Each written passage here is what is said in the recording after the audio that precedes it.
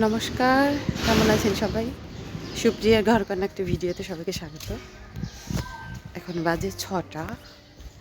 আমি আজকে ভোরেই বের হয়েছি। উঠি ঘুম থেকে তারও আগে, বাট বের হওয়া হয় না। বের হয়েছি, আমাদের বাড়িতে একজন লোক এসেছিল।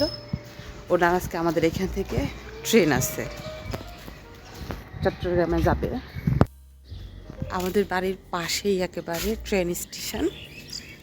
এখান থেকে যাইতে সুবিধা হবে বিধায় আমাদের বাড়িতে রাত্রে ছিল। যাই হোক, চলুন এখান থেকে ভিডিওটা শুরু করি। আর জানেন, আমি একটুখানি সুস্থ হয়েছি কি না হয়েছি, স্যারের এত পরিমাণে শরীর খারাপ এখন, মানে কম্পিটিশন শুরু হয়েছে মনে হয়, যে একজন সুস্থ হয়েছে তো আর একজনকে অসুস্থ হয়েছে। আর এখনও কিন্তু বেশ ঠান্ডা আছে। আর এই এখনকার এই ঠান্ডাকে আমরা আন্ডার এস্টিমেট করতেছি, তার জন্য এত বেশি অসুস্থ হইতেছি। আমি গেটে গেছি আর আমার দুই পোষ্য পিছন পিছন গেছে। এই দেখুন দুইজনকে, সবাইকে গুড মর্নিং বলো। এরা যে কি দুষ্টুমি করে, মানে বলার মতো না। আমি যেদিকে যাবো এদিকেই ওদের হানা। সকালের যত কাজ বাজ আছে এগুলো সব শেষ করে পুজো দেওয়ার প্রস্তুতি নিচ্ছি। স্নান করা হয়ে গেছে।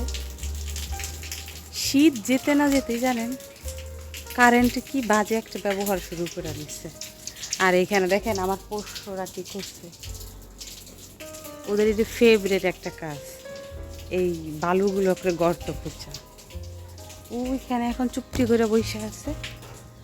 মা এখনো ঘুম থেকে উঠে নেই, আমি পূজা দেব, তারপর ডেকে তুলব। আজকে আবার শিব পূজা, শিব চতুর্দশী। এবছর 2 দিন পড়ছে শিব পূজা।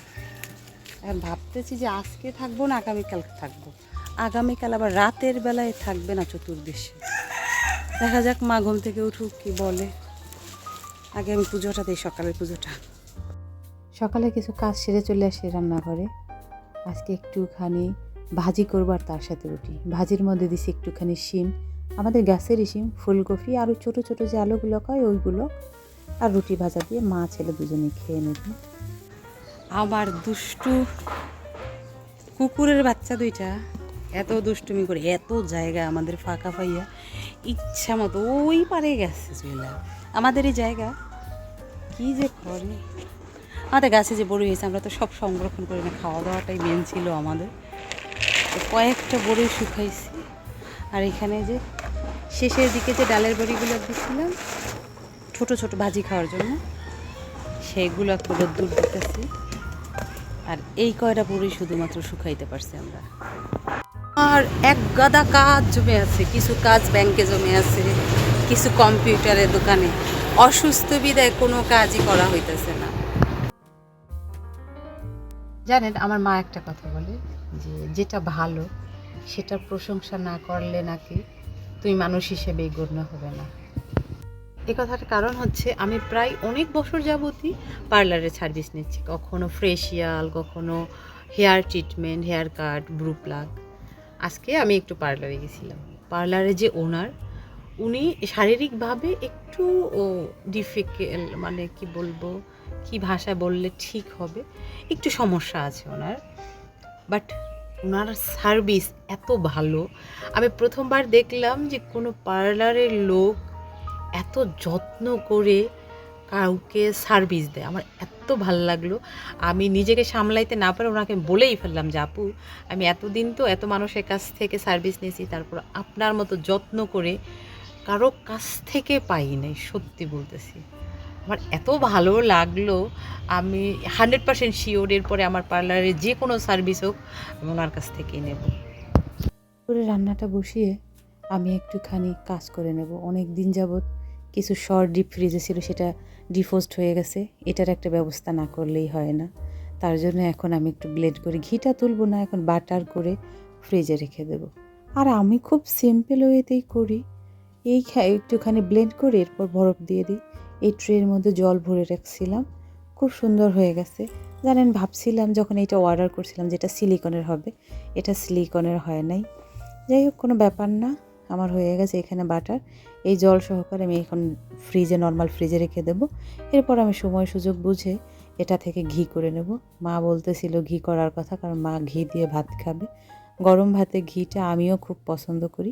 আমি কিন্তু এই বাটার মিল্কটা ফেলি না। ওটা রেখে আমার রান্নাবান্নাও হয়ে গেছে। আজকে খুব সাধারণ রান্নাবান্না। অনেকগুলো মটর নিয়ে আসছিল, সেগুলো ছাড়িয়ে রাখতেছি। এবারে তেমন কেউ মটর খেত না আগে, আমি আসার পরে এটা এদেরও পছন্দের খাবার হয়ে গেছে। আমি খুব বেশি পছন্দ করি। আগে তো আমার এলাকায় জমিতে হইতো, সেটাই খেতাম। এই পূজার সময় একেবারে সব থেকে বেশি লাগে, যেটা লাগেই সেটা হচ্ছে আকন্দ ফুল।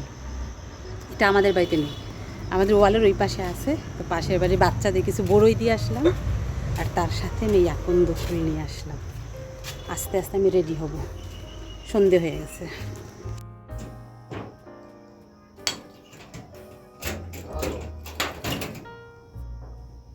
সব কাজ বাজ সেরে আবার স্নান করে আসছি, এবার রেডি হব। এটা পরবো শাড়ি। আমি আমার কিছু পুরনো জুয়েলারি দিয়ে আজকে সাজটা সাজবো। এইসব সেই ইউনিভার্সিটিতে যখন পড়তাম তখন সংরক্ষণ করছিলাম, এখনও আছে।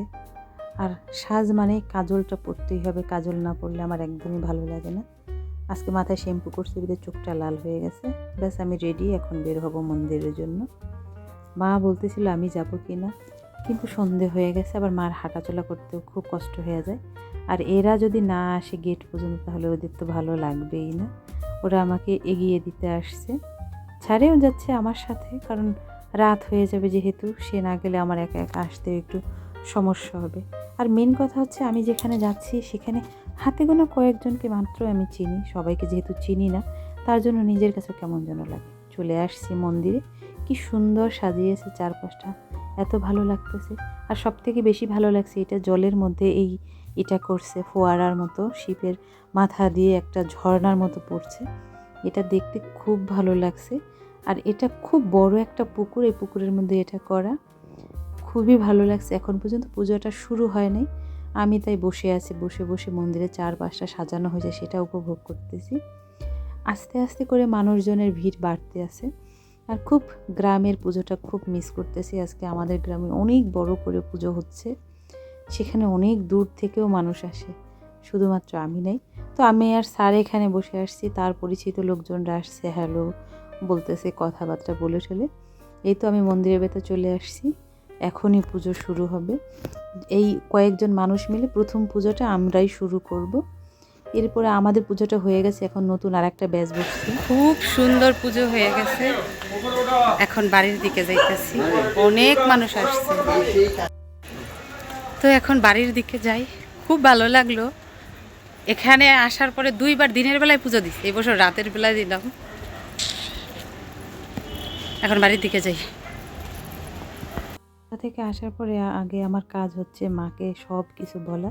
তো মা দাঁড়িয়ে দাঁড়িয়ে শুনতেছিল ওখানে কি হয়েছে, কে কে আসছে, কীভাবে পুজো হয়েছে, ডিটেলসে বললাম। বাড়ি আসছি তো অনেকক্ষণ আগে। আয়শা স্যারকে চা করে দিছি, ওর আবার একজন গেস্ট আসছিল, তারা দুজনে মিলে চা খাইলো। আমি একটু রেস্ট নিলাম, এখন রান্না করে আসছি। দুপুরবেলায় তো তেমন কিছু রান্না করি না, ফাঁকিবাজি দিয়ে চালাইছি ওদের। এখন ওদের জন্য একটু রান্না করব, দেখি নিরামিষ কিছুই করব, ভর্তা ভাজি ঠাজি এরকম কিছুই করব। আর মা বলতেছে যে আমার কিছু নেই, কিন্তু আমি কিছু মুখে দিলেই না আমার একেবারেই ক্লান্তি লাগে। তার জন্য আমি আগে ওদের খাবারটা রেডি করি, এরপরে যদি ভালো লাগে দেবো, নালে না। আমি ওদের খাবারটা রেডি করে দিয়েছি, রুটি, ফুলকপির পকোড়া, আলু এবং একটু সবজি করছি। এই এখন মা ছেলে খাবে। যাই হোক, চলুন তাহলে ভিডিওটা আজকের মতো এখানেই শেষ করছি।